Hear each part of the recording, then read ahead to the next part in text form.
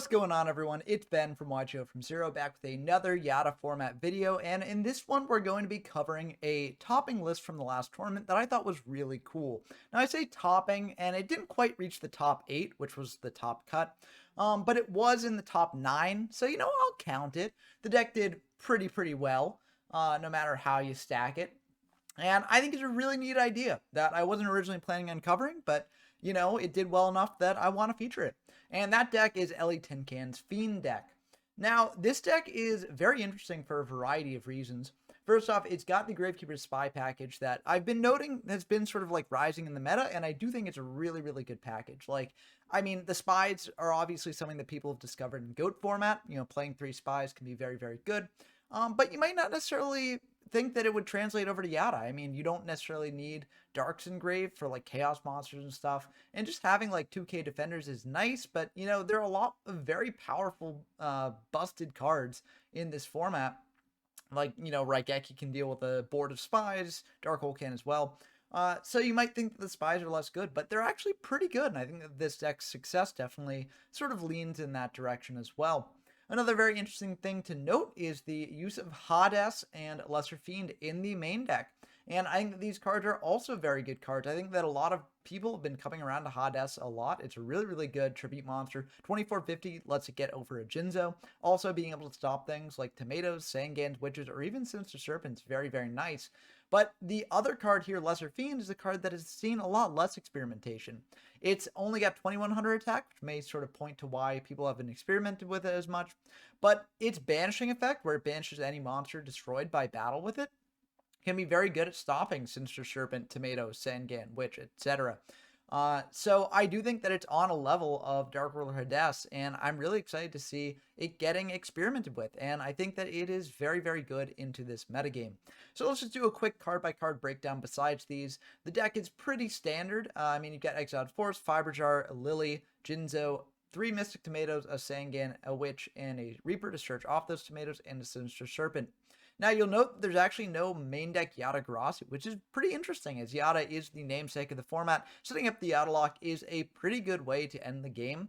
But I guess Ellie didn't feel the need to play it in the main. I think that's something that was also mirrored by Jazz's topping list, I think. And basically the reasoning is Yata is much better in certain circumstances than in others. Against decks that can set up a lot of field presence, Yata is less good. Also, I think when you're going first, Yata's a bit better because you can actually sort of set up for the Yata lock a turn quicker. Whereas if you're going second, it's not necessarily as good. But yeah, so Yata has been seeing experimentation in the side deck instead of the main deck, and I think that that's a really neat sort of idea to pursue. So I'm curious to see how more people will check that out in the future. But for these spells, pretty standard lineup here. Change of Heart, Confiscation, Darkhold, Delinquent Duo, Graceful Charity, Harpy's Feather Duster, Mirage of Nightmare, Monster Reborn, Triple MST, Painful Choice, Pot of Greed, Premature Burial, Raigeki, Snatch Steal, and Souls of Sentry. Now I want to point out Premature Burial. Premature Burial is a very powerful spell that a lot of people don't necessarily play in Yata format or in a lot of these old formats, and it might surprise you, but I do think it makes some sense. Especially because, Imperial Order is a thing, multiple MST is a thing. So if you activate Premature Burial, there are many ways to stop it, and you are paying 800 life points for it. In addition, you're able to sort of get rid of monsters that your opponent has when they have Premature Burial equipped to them more easily than other things. So I get why this has seen the cut in a lot of decks, but I also get why it might potentially be better in Yata than it has been in past formats. A lot of the time, people have to use MSTs on their own Mirage of Nightmare, which it puts them down 1 copy of MST, and that means that there are less outs for your Premature Burial. Also, in format where people aren't really playing Kaiku as much, Premature Burial becomes a lot better because you're more likely to have targets in grave. So I get why this is in here. Unfortunately, it does conflict a little with Dark Ruler Death, which can't be brought back from grave, but it's very good at getting another tribute material on field if you do want to summon out Hades or Jinzo or Lesser Fiend. It's another way to get you into those, so I think this makes a lot of sense here. For the traps, we've got Call of the Haunted, Imperial Order, Mirror Force, Ring, and Triple Torrential Tribute, which is a pretty standard trap lineup here. For the side deck, it's a bit of an interesting side deck. There's a Dawn's Zalug package with double Zalug, double Rhoda. This can also pair well with the Exiled Force as well. But if you want to get a bit more hand destructy, then you can definitely bring this in. We've got the Yata, as mentioned before. We got another Dark Ruler Hades. If you're facing a deck that's a bit more flip focused or just effect monster focused, this could potentially be a good thing to bring in instead of something like a Jinzo potentially, or potentially instead of like a lesser Fiend as well. There's also a Parshath as well if your opponent's playing things like Scapegoats and the like. This card can be very, very good. Bazoo if you need a bit more monsters to get up a bit higher. And also this pairs very well with Hades because while Hades is in grave, it isn't really doing much unless it gets Fiber Jarred back in the deck. So banishing off Bazoo isn't really that bad of a thing. And also a Gemini Elf if you need more aggressive pressure as well. We've also got a Heavy Storm and a Dust Tornado in case our opponent's on more back row. 2 Noblemen of Crossout and a Ceasefire in case they're on more flip focus strategies, and a Magic Cylinder here. I assume just for cheesiness, but also in more aggressive matches, this can potentially be good, as if your opponent's hitting in with something like a Goblin Attack Force, taking 2300 damage is a lot, and can be very, very nice. The Fusion deck there's nothing really in here worth noting. This deck is not playing Metamorphosis, and so it can't really go into the extra deck in any meaningful capacity. But this is the deck. Again, credit to Ellietincan for making this sick build. I think it's really, really awesome. And let's just dive into some games to see how it actually does. Okay, we've got our first game against PJ Darkness, who actually designed the logos and art for the channel. So always a pleasure to have them on, and they do really good stuff. And we are playing that Fiend deck, and let's find out what they are doing here. So this is a pretty good opening. I mean, Pot Graceful Duo. That is a really good opening, and we are indeed going first. So I feel like and we draw Forceful on top of that. Wow. Now, normally I do go Duo, then Forceful. Other people have been saying you should do Forceful, then Duo. You know, in the case that your opponent might have like a Sinister Serpent, you want to send that back to deck, and then go for a Duo afterwards. So, I decided to mix it up here. I think there are arguments for either way. I do think that if your opponent doesn't have Serpent in hand, then Duo, then Sentry is much better because you get to send back the most powerful card your opponent has left. But I can also see the line of reasoning where, like, if your opponent does actually have a Serpent left in hand, then it makes this play a lot worse, and you're going down life points for the Duo. So I decided to mix it up, try out this, see how I like it, and let's see what they got here. So they've got Harpies, Mystic Tomato, Fiber Jar, Mystical Space Typhoon, and Book of Moon here. Now, there's a lot of potential ways we can go with this. I think we probably want to send back the Fiber Jar, as Fiber Jar can reset our entire game plan here, and we've got a really good opener in hand, so I don't necessarily want that to all get set back. So we do indeed send back the Fiber Jar there. And we do know the remainder of their hand is Book, MST, Tomato, and Duster. We're going to fire this Duo here and hit a Tomato. They're going to discard a Duster as well. So we know that the remainder of their hand is MST and Book, which we feel pretty good about that. We are going to go for a Graceful here, just trying to draw deeper. We could potentially have gone for a Sangan, and, if they bring out a monster to hit over it, and we get Serpent, then we can Graceful with the Serpent, which would be pretty nice. But I feel like knowing what they've got in hand, we might as well just go for the Graceful now and dig for something that can more adequately deal with their hand. So this is a pretty good draw off that. We're actually going to pitch the Sangan and a Premature Burial here. We could have potentially not pitched the Premat because we do now have a monster in grave in the form of Sangan. But I felt like I wanted to do this play so that way we could get really aggressive next turn, knowing their back row, knowing that we've got a Harpies as well to clear away their back row. We could potentially get in for a lot of damage. If we set Spy here, flip up Spy next turn, bring out Injection Fairy Lily, that's almost the end of the game. Plus Ring, that might just be curtains. So feel pretty good about this. We're also going to set a Call of the Haunted. If they just blind fire the MST on this, we can bring back the Sangan, get a search off that. So that's pretty good in that scenario. So they are going to just set one and pass back to us, which complicates our play a little bit. We don't really have a good way to get over that set monster. But we're going to think about exactly what to do here, and I think we can still get pretty aggressive. So we're going to flip up this Spy, bring out another Spy, and then go for an Injection Fairy Lily here. Now, we got to think about exactly what order we want to do this in. We could potentially just attack in their set with the Injection Fairy Lily, and just clear it, get in for 2400 potentially, plus potentially a Sangan as well, if we want to get super aggressive.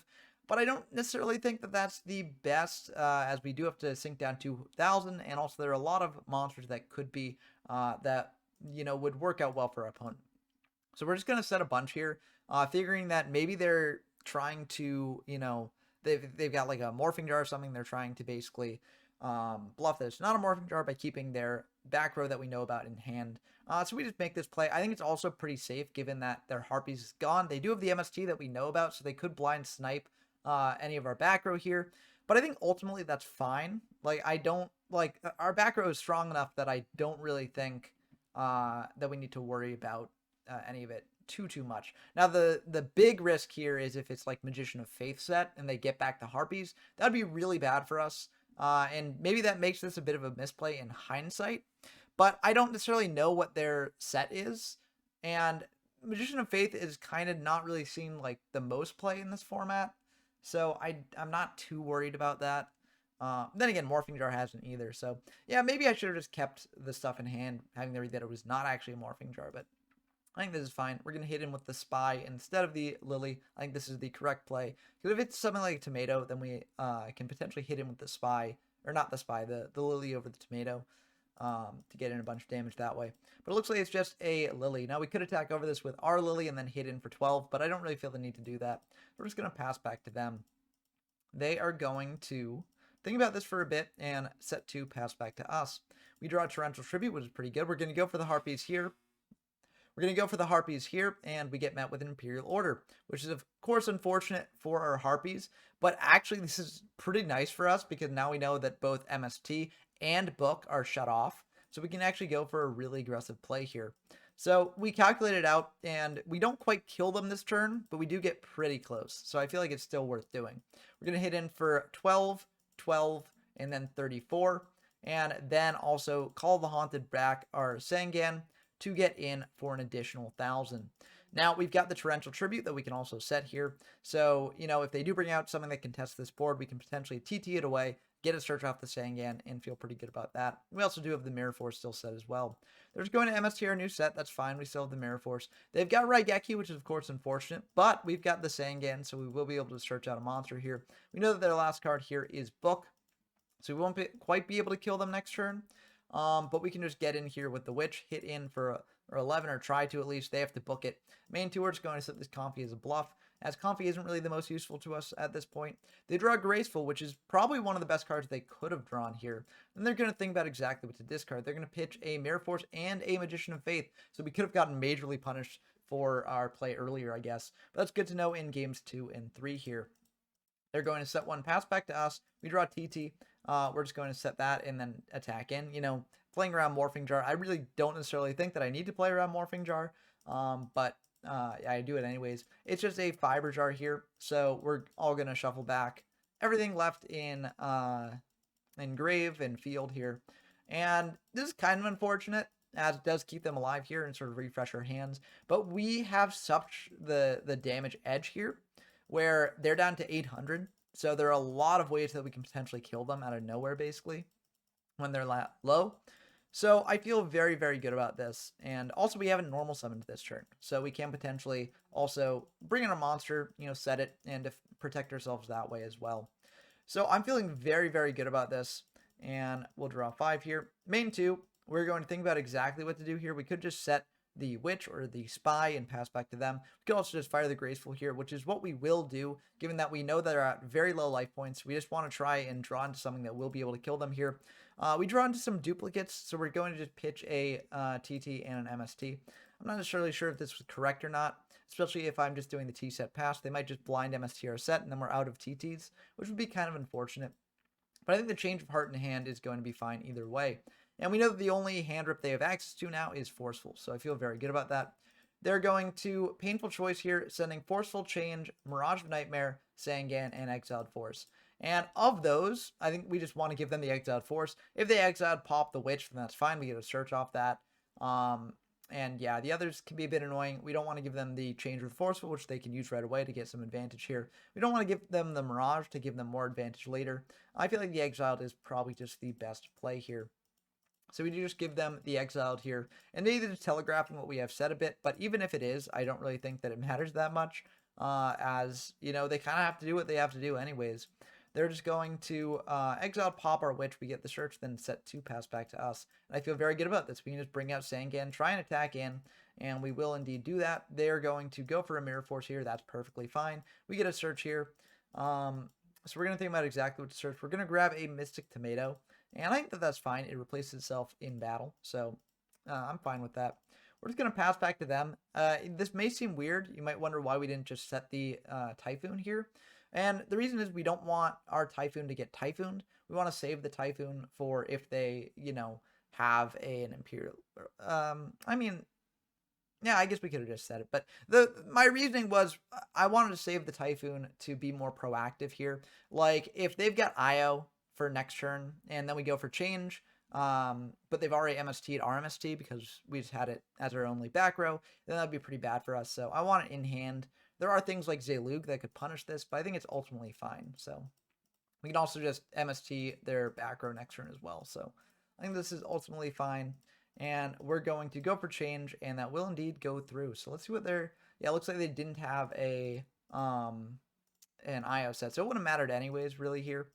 But yeah, I think that this was ultimately the correct play. We're going to bring out a Mystic Tomato as well, just in case they've got something like Book of Moon, which we do know they are playing. So this way we'll be able to get in for potentially lethal damage. And that will indeed be the end of the game there.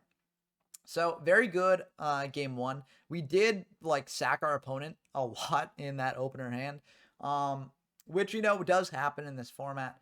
But I do think that there was a lot of pretty grindy gameplay after that, so it was still very fun to see.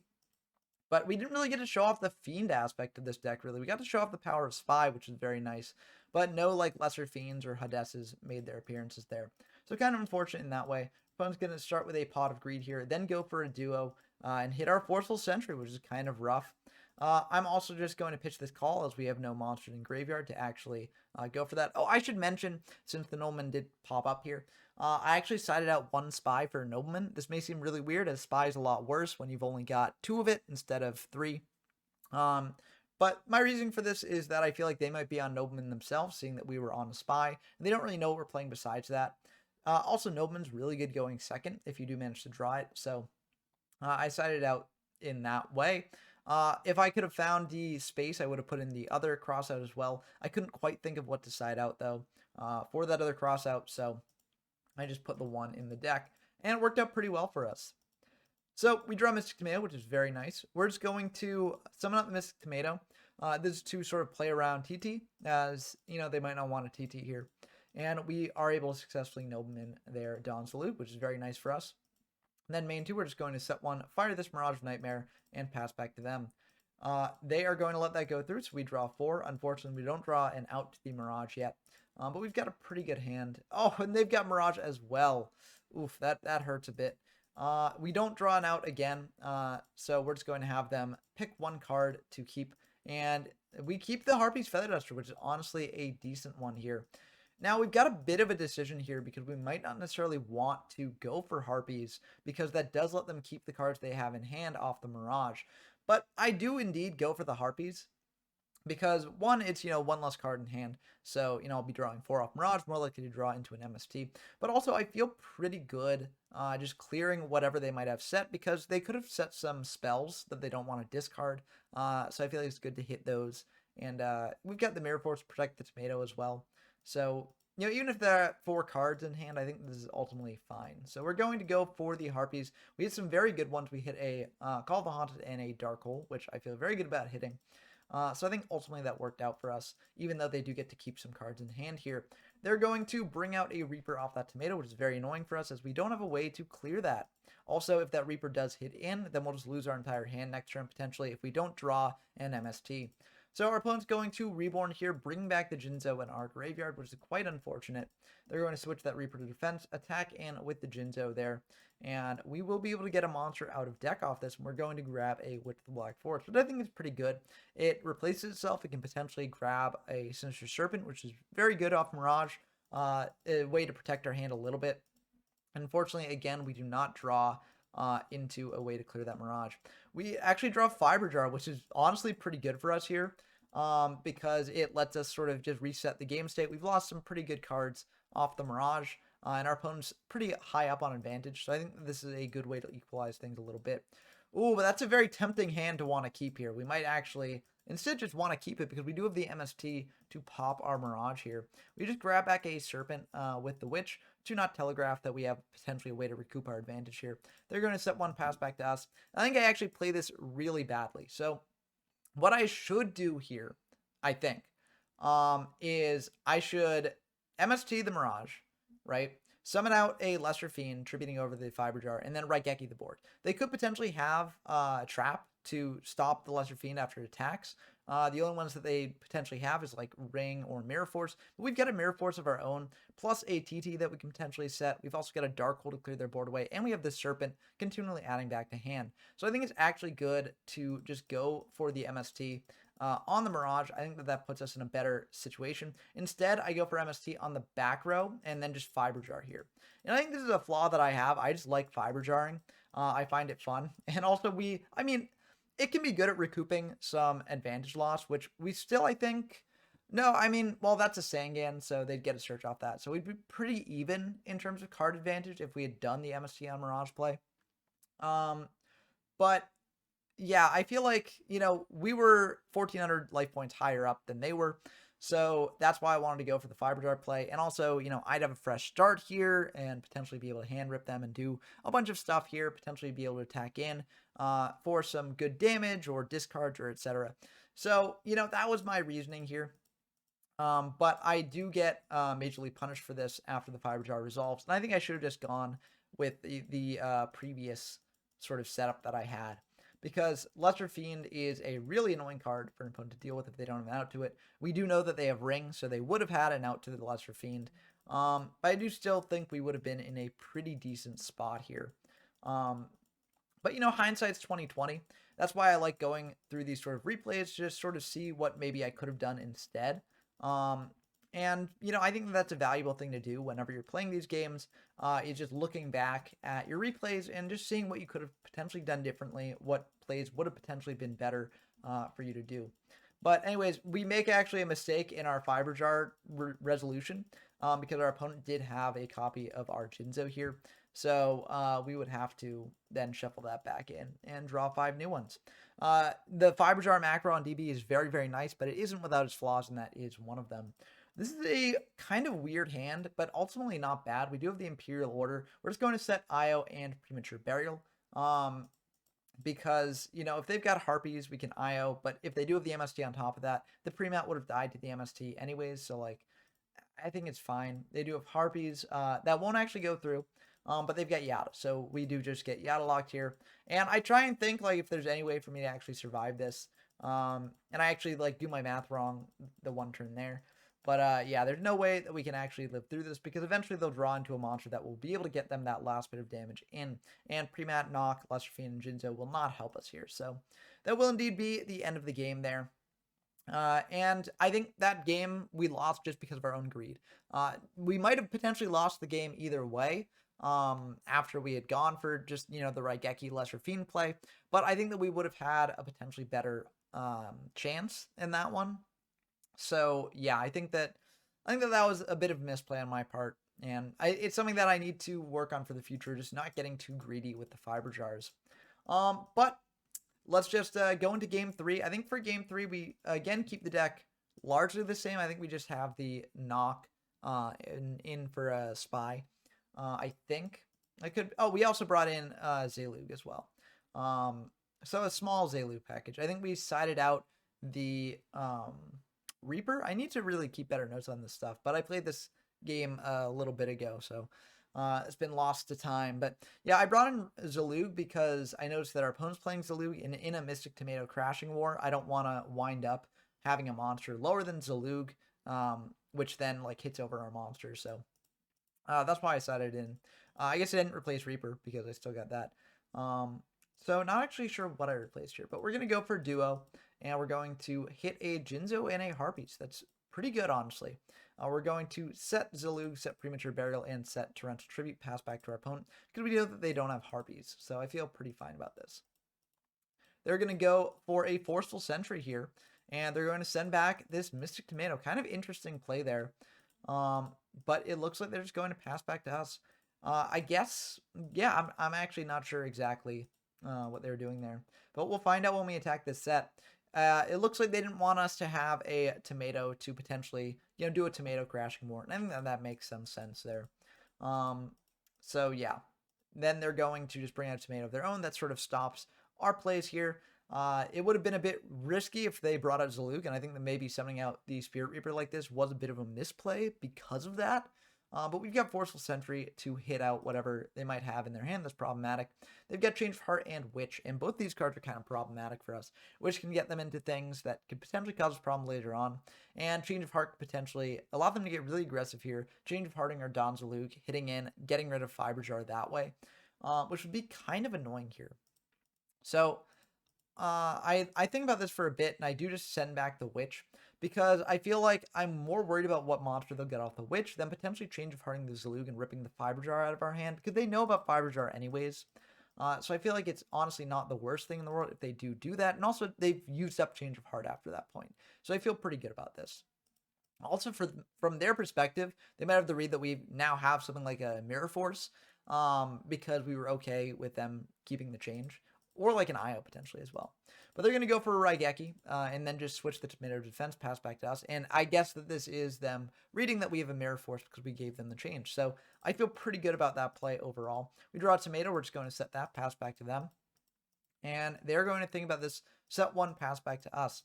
We draw a Mystical Space Typhoon, which is pretty good. We're going to set that, pass back to them. Oh, I should also mention why I didn't just attack into their Tomato earlier. They could have brought out a monster that, like Spirit Reaper or Zalug, that hand rips, and then Change of Heart that way. They didn't do it before, so maybe they won't do it again. But, you know, it's better safe than sorry. But we're just kind of like in a stable position. Neither one of us really wants to make a move for fear of what the other might have. But we are just sort of accruing field presence here. And they do know about the Fiber Jar, so they might figure that we are getting close to firing the trigger, so they go for a Dark Hole here. Luckily for us, we had just set a Spy. This does make the other Spy left in our deck kind of useless because it won't be able to fetch out a monster. But I think that's ultimately fine. We're going to go for Graceful here, see what we draw. And those are some pretty good ones. We're going to pitch a Jinzo and a Fiber Jar. Now, there's arguments to be made for potentially keeping Change of Heart plus Jinzo in hand to potentially clear whatever they might have. But I think this is ultimately fine. We're going to pre-mat, and we're going to go for the Zalug here to rip a card out of their hand. We could have potentially gone for the Jinzo instead, but I think we want to save that for our Call of the Haunted to bring back the Jinzo, like potentially if they blind MST it, or I mean, Harpies is in Grave, so they won't be able to do anything about that, but still, I feel like this is ultimately pretty good. And it does get them to use up a Scapegoat here. We are just going to try and chip away into those Scapegoats. Set a Change of Heart and a Call, pass back to them. And let's see what they do. They're just going to set another pass back to us. We draw Snatch Steal, which our board is clogged, which is very unfortunate, but we can always potentially MST to clear that up. We also have a Call of the Haunted to use up as well if we want to do that. But yeah, we're going to hit in to another one of their Scapegoats, pass back to them, and they're going to bring out a Cannon Soldier. And we asked about Pry. They are indeed going to use Pry to tribute off a token. I think that's really smart, as this will let them get in a bit of damage, even if we do have something like TT that we want to use here. We're going to actually think about this, and then we just let it go through. We were thinking about potentially Torrential Tributing the board away, because we do know that they've got the Change of Heart for the Zalug here. And so a potential play would be like Change of Hearting the Zalug, they hit in with everything, and then pitch the Snatch Steal here. We do have MST on the pre-mat, though, in a worst case scenario, if we really want to stop that from happening. But that would potentially put us like really, really minus. So not potentially the best play. I think I honestly should have TT'd here in retrospect. But, you know, I got a little bit risky here. I think it did ultimately pay off. They still have the read that we've got like a Mirror Force set. And so they're just going to tribute off that Zalug, tribute off a Scapegoat there, and then try and blind snipe one of our back row. Unfortunately for them, they just hit the MST that we had set. So we'll be able to blind snipe one of their back row, and it is a Mirror Force. So very glad we hit that. And they're just not going to attack here, which I think is fine by us. We're just going to bring out a Jinzo off this Call of the Haunted, get a bit of a clock going. We're just going to attack into the Cannon Soldier. We could potentially Snatch Steal it, then tribute it off at the end of the turn to deal damage that way. But I want to save Snatch Steal for a more powerful monster they might bring out. There's very, very low on cards. So if they top deck as something that can deal with the Jinzo, we can just Snatch Steal that away and feel fine about it. They're going to set one here and pass back to us. We're just going to Change of Heart their set, because this allows us to get really aggressive here. And we see it's a Magician of Fate, so that's really, really good. We can continue to get aggressive on each of our following turns as well. And yeah, this is pretty much all she wrote. Like, there's not really much our opponent can do in this situation, given all of our powerful cards here. Maybe like a Pot would potentially be able to claw them out of it a little bit.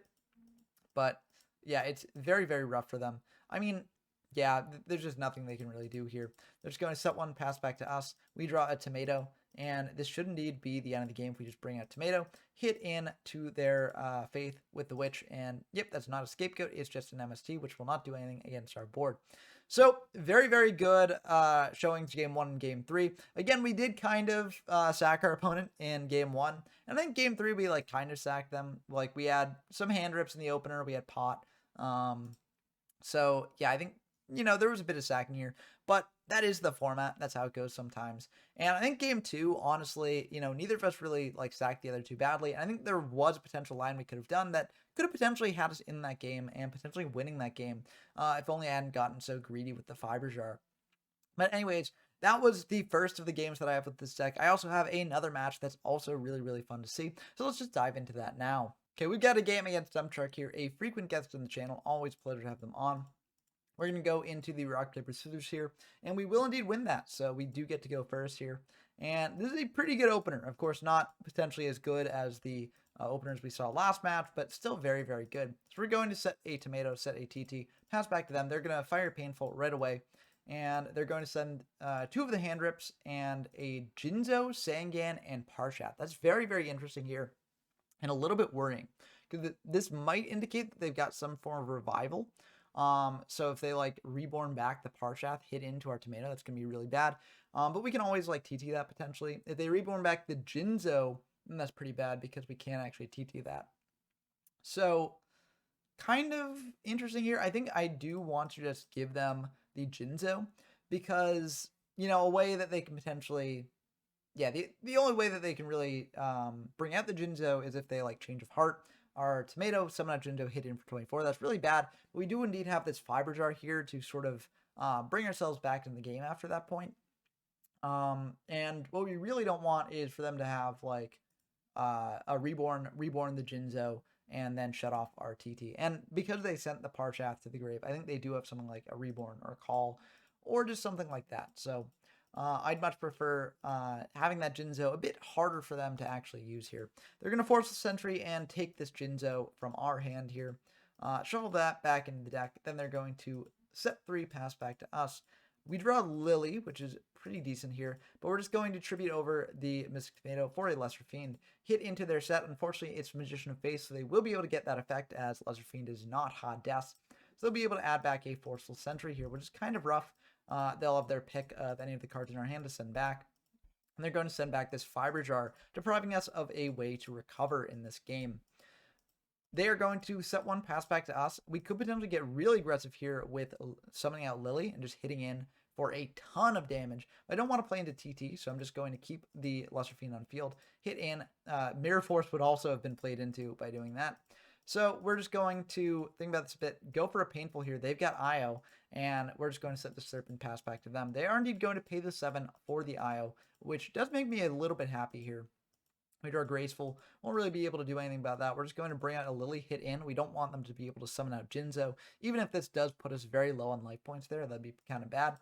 But luckily, it's a Serpent of their own, so we feel pretty good about that. They're going to grab back that Serpent, and they're going to think about this in standby, and they are going to let the IO lapse. That's kind of worrying for us, but then they don't actually commit anything to board here. That's very interesting. I think probably the reason they do this is because they do know that we're on Lesser Fiend, so it might be on Hades as well, or another Lesser Fiend, and then they don't want to lose out on their Sinister, so I feel pretty good about that. We're going to think about exactly what to do here. Flip up a Sinister Serpent to sort of test the TT waters here. If they had TT, I'd be ultimately fine with this trade. We can then set a Spy, and also get Graceful Charity for the turn we get back the Serpent. So I feel pretty good about this. We're going to hit in with Serpent, hit in with Lily here, or at least try to. They've got a Scapegoat here, so they will be able to bring out all those goat tokens, and we will indeed attack into one.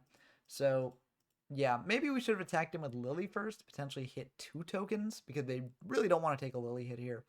I think ultimately this is fine. The reason I did it in the Serpent and then Lily order is because if they had Call of the Haunted, I wanted to potentially be able to hit over a Parshath and get in the damage off the Serpent. So I think that was ultimately a good play. They're going to go for a meta here and bring out a 1000 Restrict, and we do indeed fire the TT here. And the reason for this is If they brought out Thousand Eyes, sucked up one of our guys, then tributed over for a Jinzo, then that would shut off our TT and also make our spy a lot worse. And yeah, it'd be kind of rough. So we're going to TT the board away, clearing that. And they're going to set one pass back to us. Now in standby phase, we will be able to add back this Sinister Serpent here. We'll go for a Graceful Charity, drawing 3, pitching a Serpent and a Witch here.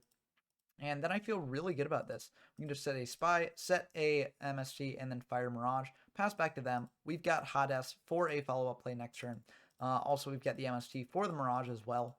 So I feel very, very good about this. They're going to tribute out a Jinzo here. And they're going to knock our Spy, which is really unfortunate. We won't be able to bring out Hades next turn. But luckily we do hit some Spies in their deck as well. They're going to hit in for 2,400 here, which is quite unfortunate. They're going to set one pass back to us. We just MST our Mirage of Nightmare there. And this is a bit of a tricky spot that we're in, as that Jinzo can cause us some major problems. Now, we could potentially just set a Sangan wall up that way. We could potentially also just Reborn our Witch and then tribute out for Hades. We could also Reborn Witch, or Reborn Lily, actually. If we Reborn Lily and then attack into Jinzo, we'd be taking a lot of damage, but we'd also be dealing some damage as well, so it wouldn't be the worst. We also got Forceful to send back the last remaining card in their hand, which is not Serpent, as they do have that in Grave. But yeah, there are a lot of different options here, a lot of potential paths we can go. We just Forceful back their last card in hand, which is a Dark Hole. We bring back this Witch, and then we tribute over it for a Hades. Now, the main reason I did this is because Hades kind of trivializes their Serpent, so we can clear the Serpent if they do indeed set it, and then it won't come back to hand with Hades. So I feel fine just going all in on this now. It also does clear Jinzo, which is very nice here. And yeah, so I feel ultimately good about this. We also got Exiled Force to potentially deal with if they bring out another monster, or if they potentially Change of Heart or Snatch Steal our Hades. So yeah, I feel like this is ultimately a fine play. They are going to just pass back to us, and I feel very good about this. Now, we could potentially get a bit aggressive here, summoning out Sangan and going in for 3,450, or potentially just summoning out the Spy and actually getting them on a clock that does kill them here. And I think in hindsight, it probably would have been better to summon out the Spy than the Sangan here, just to get in for that clock. But also, I think that there's a lot of argument for just not committing anything else to board at all. And just leaving Hades on field and getting in for 2,450 each turn, because you don't want to play into Torrential Tribute. We're then going to fire this Confiscation in main 2. See what they've got in hand. They've got an MST and a Serpent, so not the most high impact Confiscation, but I think it's ultimately fine. We're in a pretty commanding position. And they're going to bring out a Exiled Force, getting rid of our Hades here. They've also got Call of the Haunted to bring out this Parshath, and that's very unfortunate for us. They will be able to hit into the Sangan, get a draw here. We also get a Search, so it's not the worst thing it could be, but it's still kind of rough. We draw Premature Burial, which is really nice here. We got some good options to pick from. We could potentially, Premature Burial back the Lily, and Exiled Force the Parshath, get in for 3,400. Now, if we had gone for the Spy earlier, then we actually would have been able to win through this method. So, another reason why bringing out the Spy would have been better, although, there was no way we could have potentially anticipated this game state exactly. But getting in for more damages is nice in many ways, even opening up this Lily play as well. But yeah, it's kind of an awkward here, because right now it doesn't actually kill them, just drops them down to 100, and will be very, very low as well at 900. So if they just have a monster that can hit over the Lily, then that'll just be the end of the game. So what I actually decided to do here is a bit iffy, and, let me know down in the comments below if you think this was the right play or not. I ultimately don't think it was the right play. I go for Exiled Force here, getting rid of the Parshath, and then I just Premature Burial back the Lesser Fiend here, just to provide sort of a wall that they can't easily get over.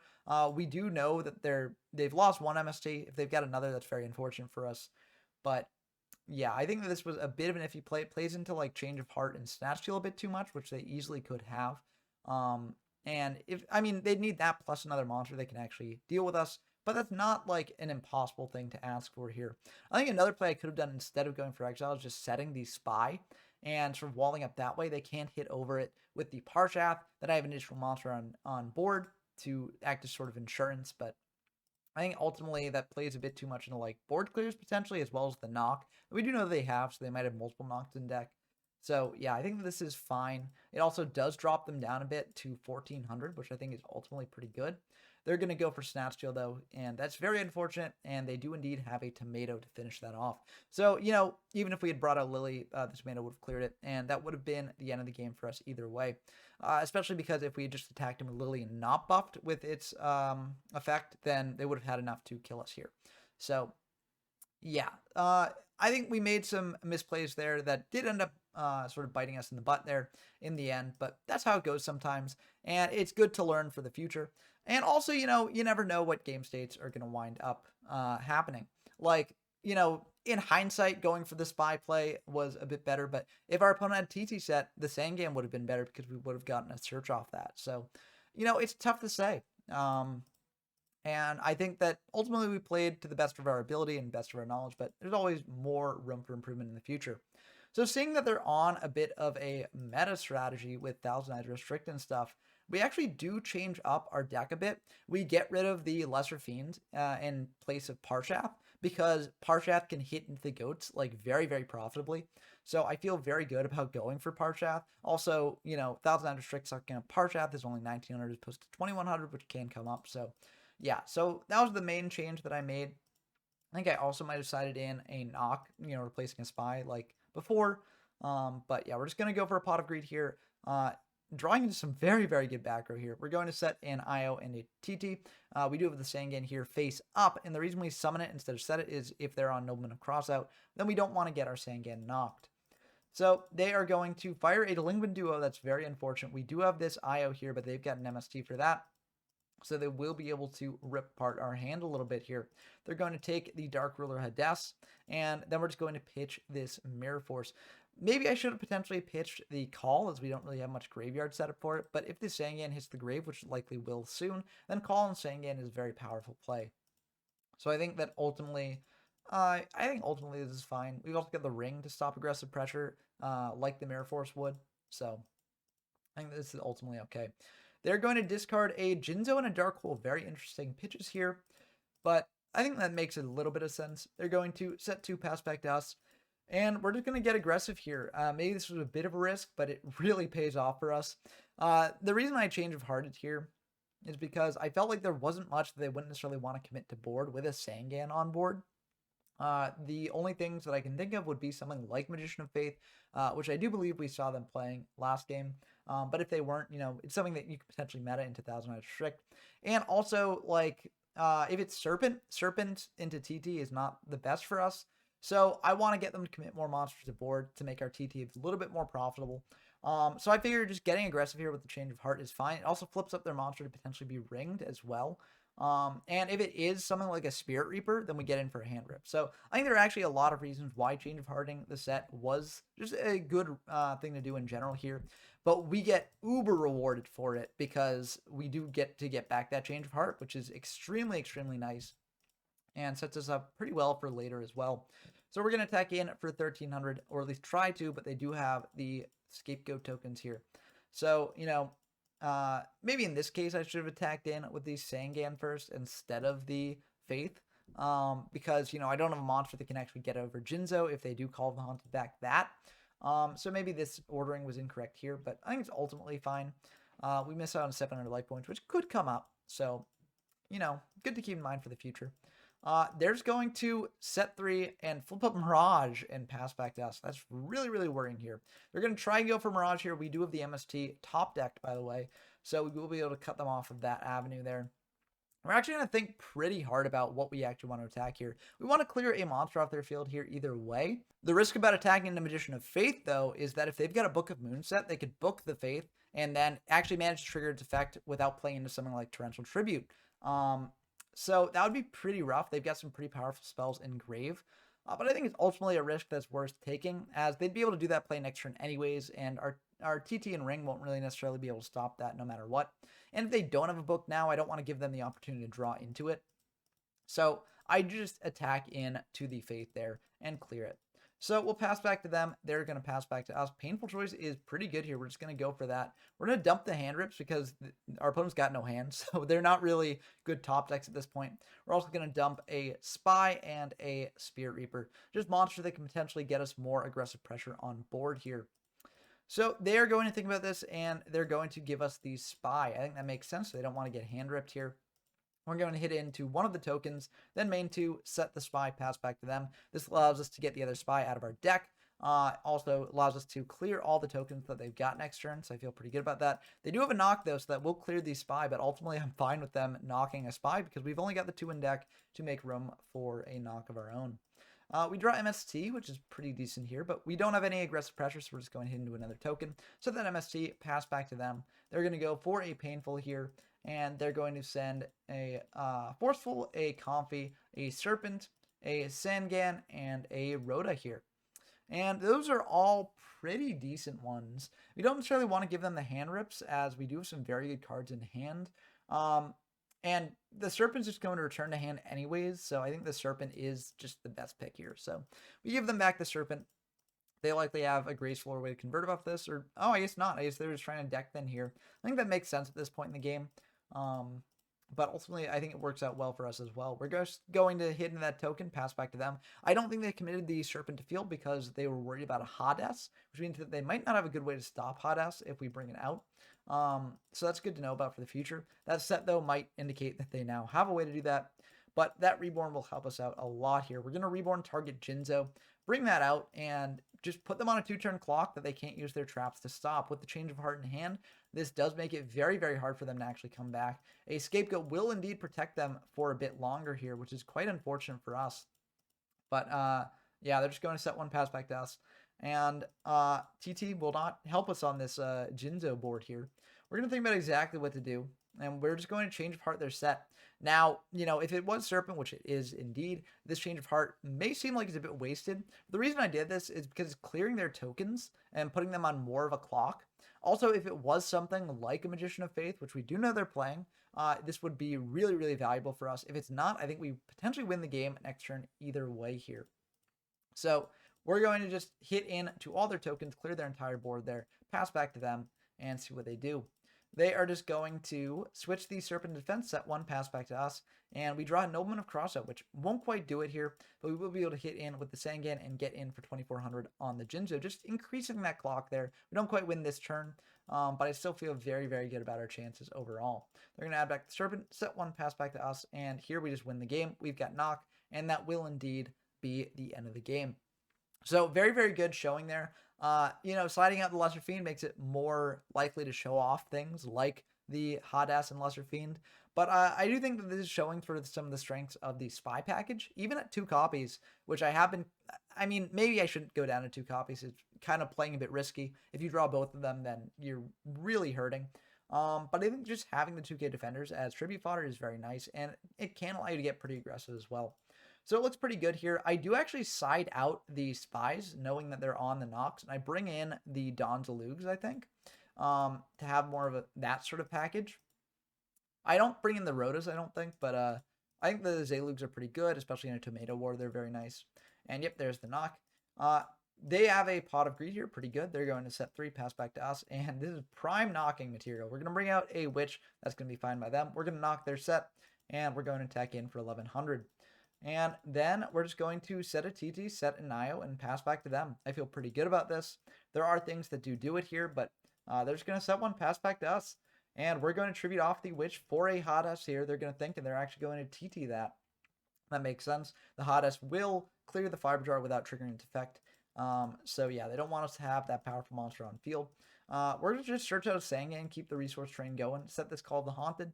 If they do have spell and trap removal, then we can potentially bring back the Witch and get a search off that. They're going to set 1, pass back to us, and we can just do the Sangan beats. Hit in for 1,000 there, and we're going to pass back to them. They are going to set 1, pass back to us, and we draw Tomato. We could potentially commit that and just get the clock going. We don't really feel a need to play into TT. They've got a Scapegoat here. We're going to go for IO. They've got an MST, though, so they will be able to get out some tokens on field here. Not too bad overall. We can potentially just Dark Hole this in the future, but we are just going to commit more monsters to board here, save the Dark Hole for more valuable targets here. They are going to Raigeki our board, which is very unfortunate, but we do get a search off that Sangan, so we will be able to grab back this Serpent. which is very nice. They're going to set one pass back to us. We draw a Reaper, which is also very nice. We're just going to bring in that Serpent, get hitting. We do have a TT here if they bring out something that's actually threatening. So I don't feel that bad about leaving this Serpent vulnerable. They're going to meta here and bring out a 1000 Eye Restrict. Then they're going to target our Serpent, but we've got the TT for that. You could maybe argue that I should have saved the TT for later, especially because I've got this Dark Hole in hand. And I think ultimately that would have been the best play to do because they'd only get in for 300, and Dark Hole would clear the Restrict. We'd be able to summon out Spirit Reaper next turn, hit in for 300, and rip a card out of their hand. So I think that would have been a lot better to do. But hindsight's 2020, and they do have an MST for our final back row. It's called the Haunted, so we will be able to get a search here. Oh, we will not because they've got the other MST as well. So yeah, and they've got a Reaper here as well. So yeah, we got majorly punished for our greed on the TT there. But, you know, that's how it goes sometimes. And that's why it's good watching these replays and just seeing what misplays we might have done. We get to add back this Serpent, which is very nice, of course.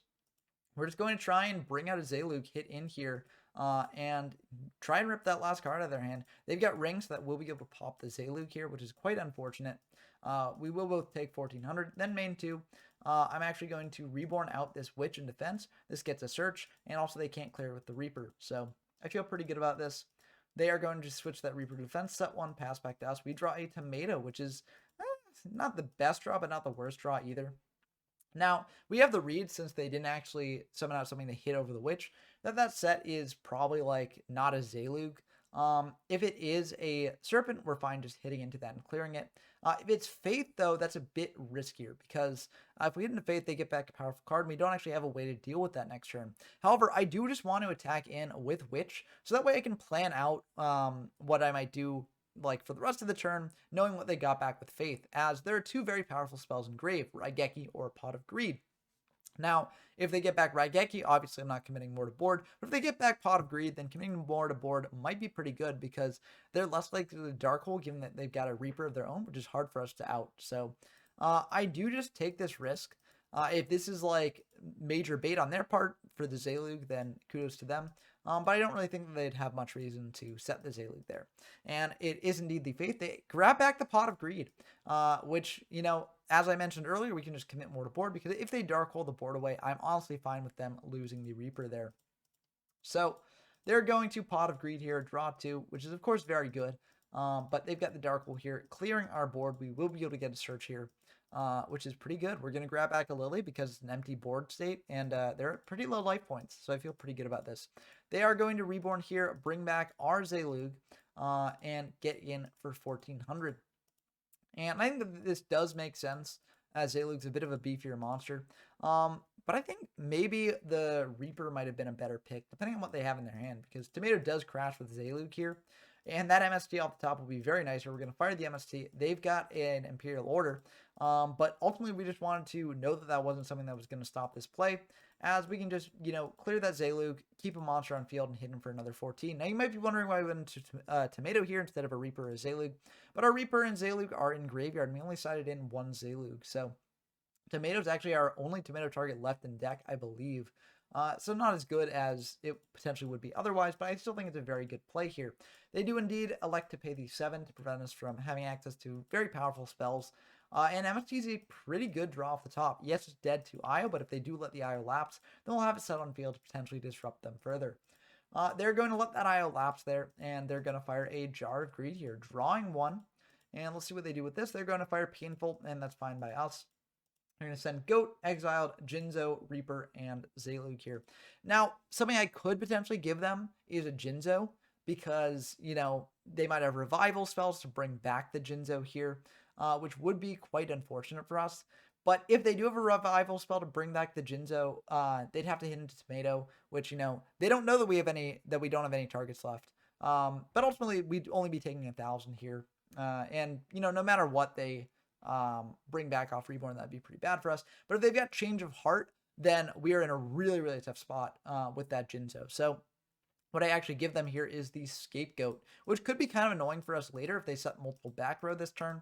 But if they just set one, I think we can potentially wrap up this game next turn. And we will indeed give them the Goat there. And they're just going to fire painful, or not painful, but forceful, shuffle back that serpent, then just set the goat, pass back to us, and that will be the end of the game. Last card in hand was a change of heart, so we did make the right play, not giving them back to Jinzo there. And I feel very, very good about this ending. So I think the Fiend deck is pretty sick. Unfortunately, we didn't really get to show off the Lesser Fiend part of it that much. We did get to bring it out in game 2 of the previous match, and we did get to see a banish a monster in this match, although it didn't actually really do much to stop that monster from going through. But I do think that card is a sick tech, and we did see our opponent like trying to play around Hot S and Lesser Fiend once they knew that we were on that deck. By doing things like not setting Serpent and etc. And I do think that, that sort of thing can be very powerful for us, as potentially let us get more aggressive and potentially close out these games. So I really like the deck. I might experiment with it more in the future, as I think there's a lot of things you can do with this. And I hope that more people test out the deck in the future as well, as I think it's really sick. And Lesser Fiend is a card that's really slept on in Yata format at this point. So I hope that people experiment with it more. Let me know down in the comments below what you think of this deck and whether you want to experiment with the deck yourself and whether you've got any potential tech cards that you might bring in, like Bark of Dark Ruler or Puppet Magic Dark Ruler or something like that. To lean more into the Fiend side of things. Also, if you enjoy this sort of Yata content or just content featuring these retro formats in general, then definitely leave a like down below and subscribe to the channel. We've got plenty more retro Yu-Gi-Oh content coming on the way, and we're almost at 850 subscribers, so I'd really like to reach that goal soon, so that way we can potentially hit 1,000 subscribers by the end of the year. But I hope you enjoyed as always, and until next time, I've been Ben from YGR from Zero, and I'm signing off.